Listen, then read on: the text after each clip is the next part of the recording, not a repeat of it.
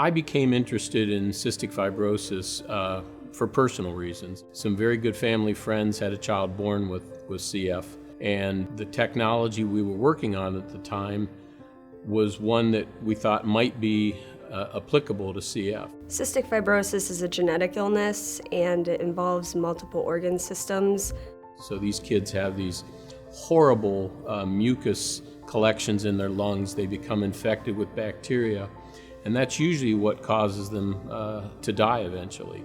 I think everyone else should know about CF that I'm sicker than I look.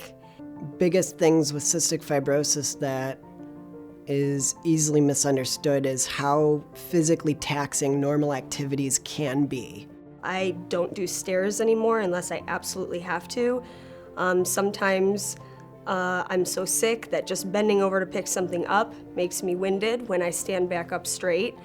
So we formulated the Research Institute for Children's Health to take advantage of what we've learned for cystic fibrosis and try to apply it to other genetic diseases as well.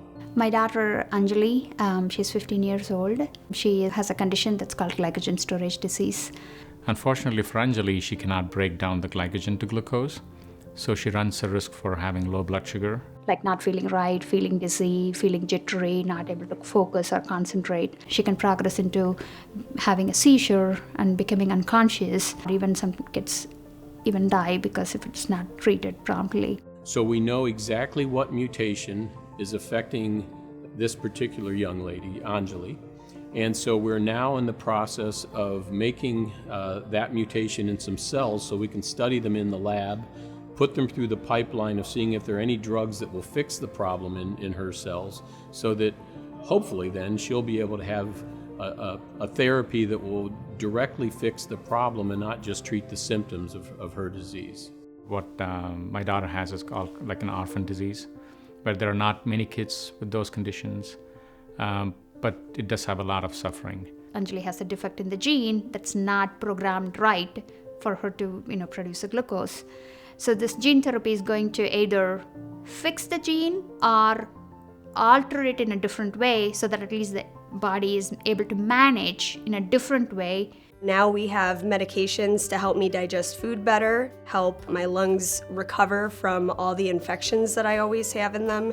Now people with lower lung functions and with worse health, they're very much in a situation that they can still keep a level of independence about them. They don't keep getting sicker because they lose the ability to care for themselves.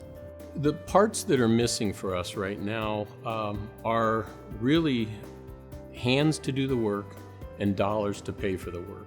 We have a drug screening program, we have the robotics, we have the chemical libraries of thousands of compounds we could test. Right now what we're missing is the financial support to be able to do that. I think that future research efforts could make my husband's and my dream of having a child come true.